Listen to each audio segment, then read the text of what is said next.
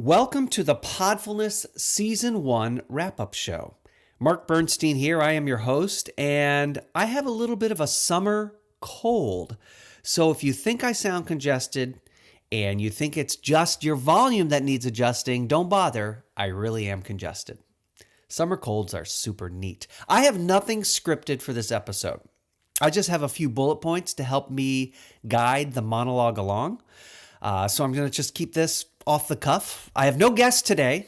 Initially, I thought I would bring myself on as a guest. I thought that'd be fun. Like I'd ask a question and then I'd answer and we'd go back and forth. But my voice sounds too much like my voice and it would probably be confusing to listen to. So I'm not going to get cutesy. So no guest. We're going to have no game and we're not going to talk about a new podcast today. So we're not going to learn anything new. Instead, it's just going to be me reviewing the first season. So if you think that sounds boring, go ahead and try out another podcast. But if you think, yeah, this will be sort of interesting, I've been along for the ride the entire time.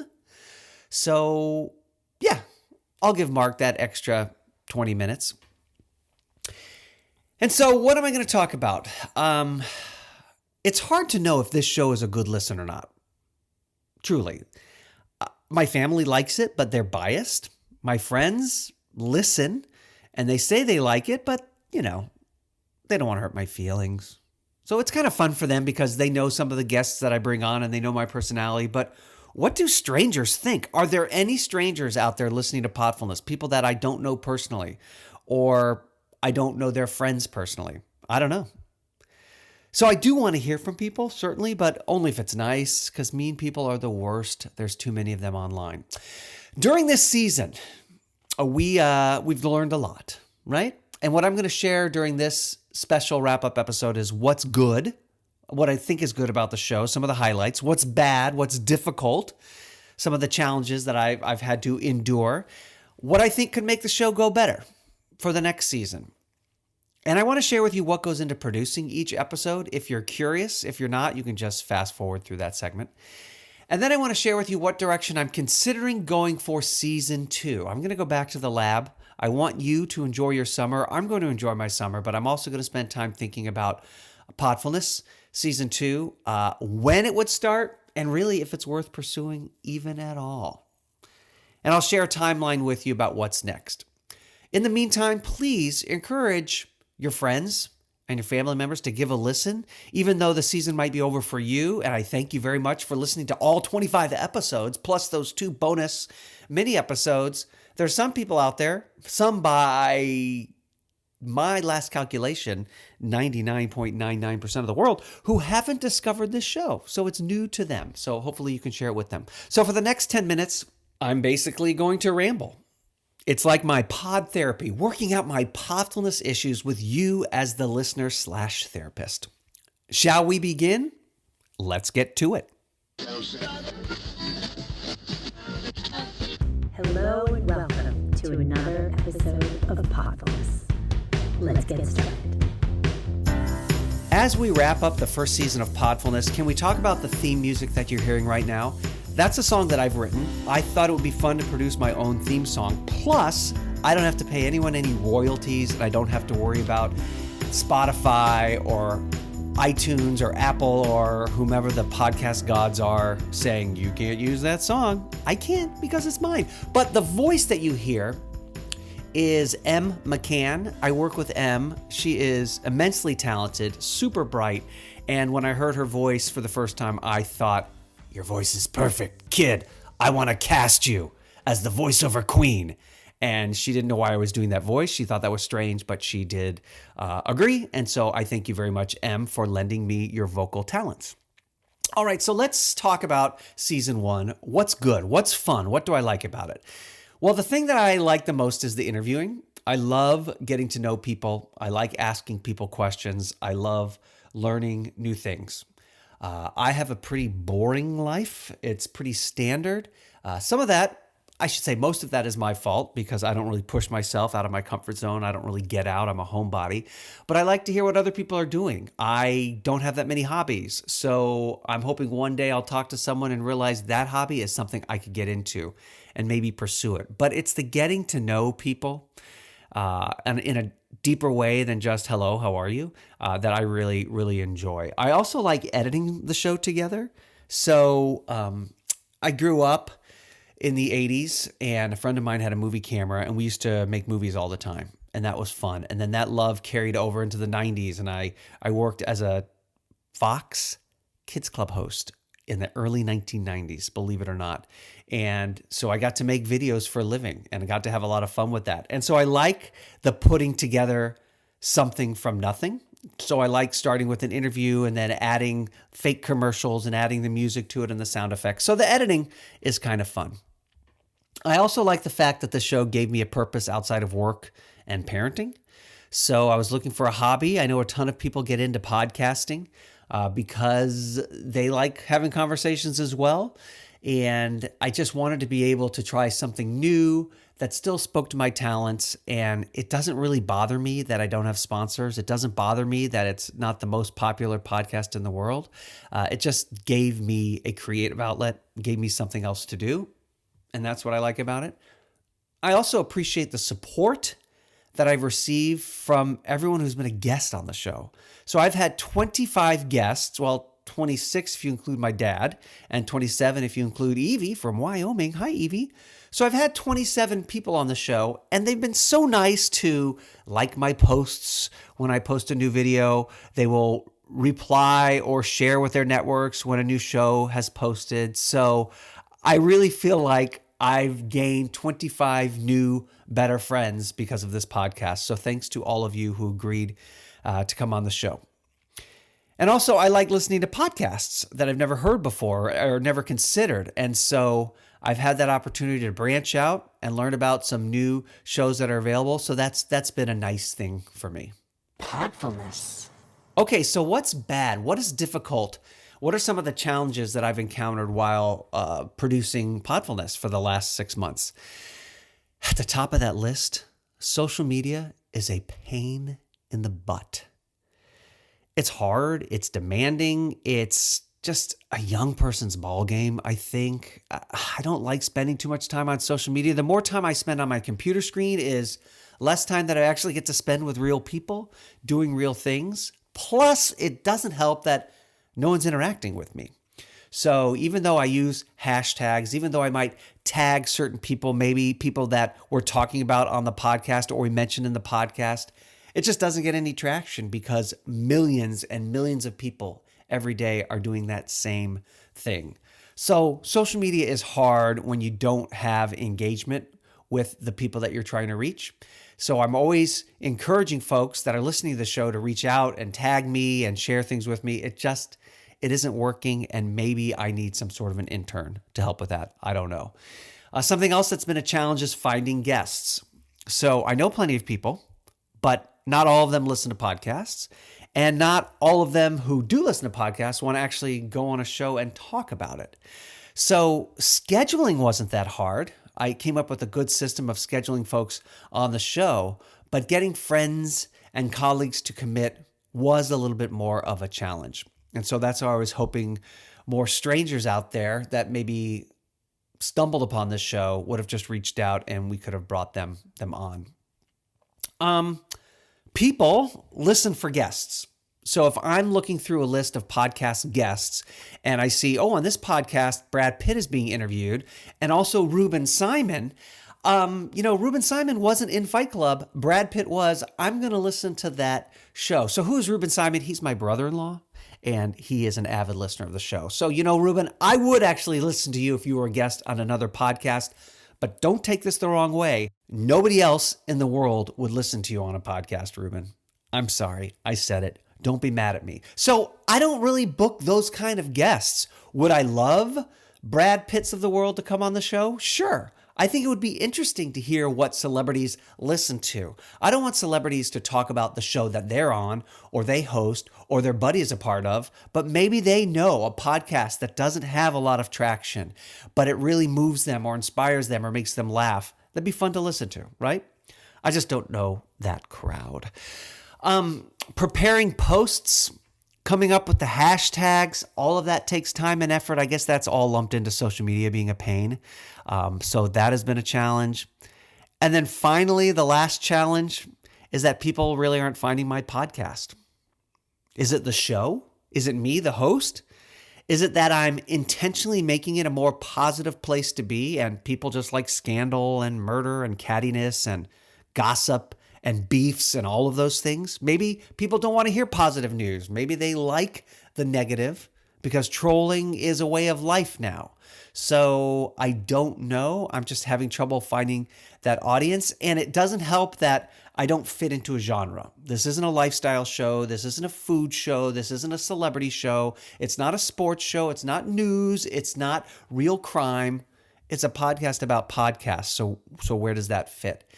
Some other things that just came to my mind is that competing against known names is very difficult.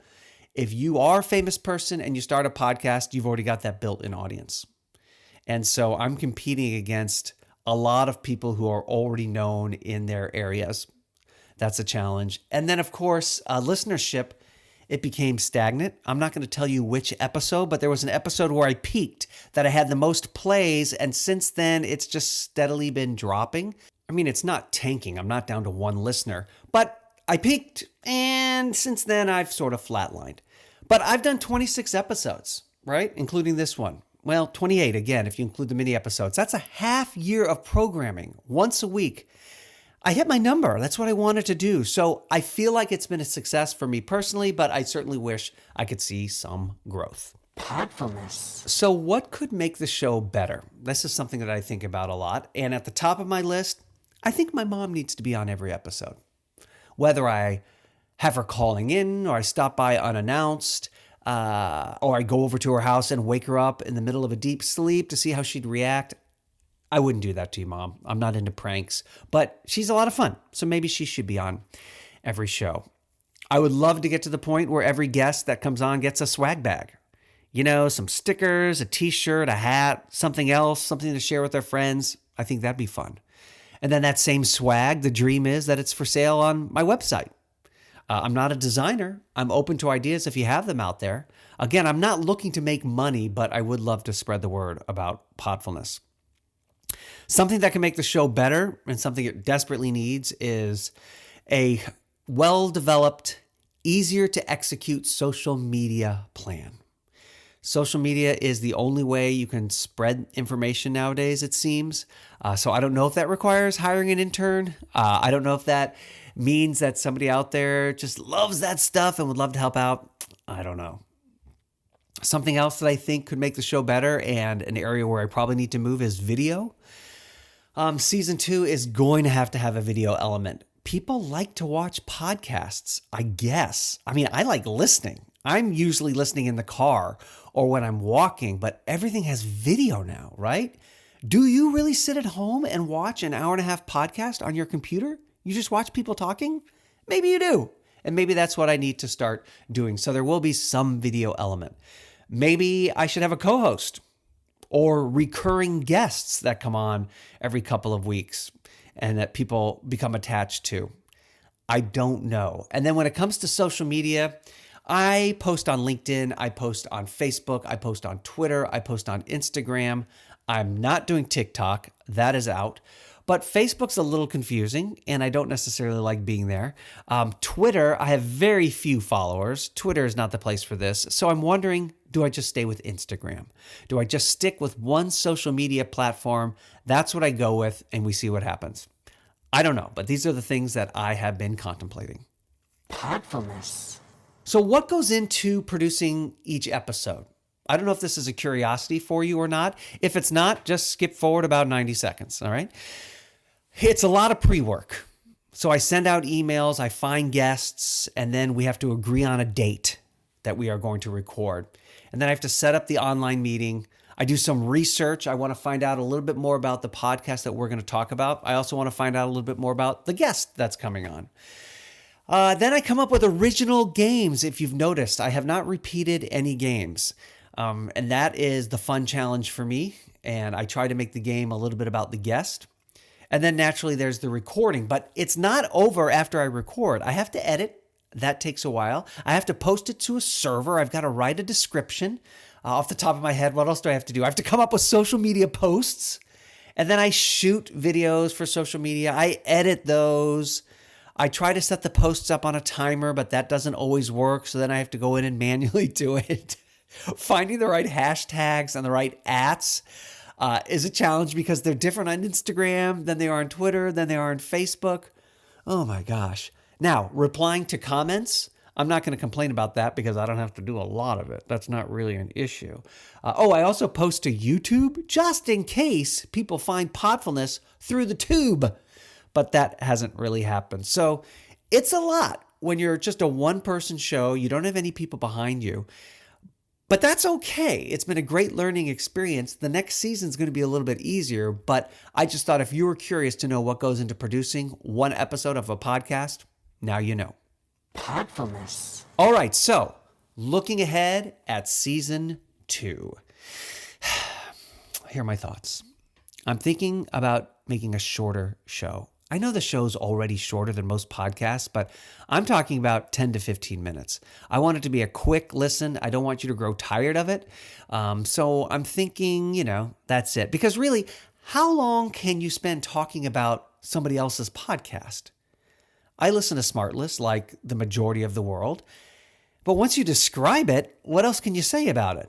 All right, it's 3 Hollywood friends that one of them brings on a mystery guest, and then they chat with that guest, and they make a lot of jokes, and it's really funny, and then it's over. Like, that's basically the show. It's enjoyable, but what else can I say about it? Arnett, Bateman, Hayes. That's all I have to say about it, and you're going to tune in. Actually, Bateman would probably hate the fact that I said Arnett's name first. So let me change that. Bateman, Arnett, Hayes. But wait a minute, Sean is always getting picked on. So I'm going to put Sean's name first because really, I think he's probably the most talented. Have you heard that guy play piano? So Hayes, Arnett / Bateman, or Hayes, Bateman, Arnett. I just say those names and you're going to tune in, right? Right. All right, back to season 2 conversation. I like a predictable format. I think that that's good for the audience so they know what to expect every week. You take a show like Wait, Don't Tell Me. They're not reinventing the wheel, and it works. Maybe I rotate through a handful of games rather than creating a new one each week. That takes up some time, and that way I can rotate through some of your favorite games. You can play along at home still. So that's something that I'm going to consider. I'm wondering if I do face-to-face interviews. I did one with my dad. I did one with Miles Nelson, who's running for mayor of Carmel, Indiana.